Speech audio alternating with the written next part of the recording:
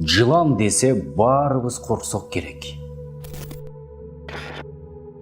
Жылан хордалуулар тибиндеги сойлоочулар. Денеси узун, буттары жок.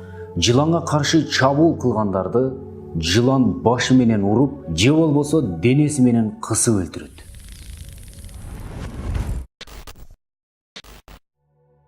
Жыгач устанын бөлмөсүнө сойлогон абалда жылан кирет. Байкабастан жерде жаткан ара бетине тийип кетет. Заматта денесин ооруткан арааны тумшугу менен уруп тиштегенге шашат. Ачууланып чагайын деп байкабай оозун да жырып алат. Ал байкуш араанын жансыз экенин билбейт.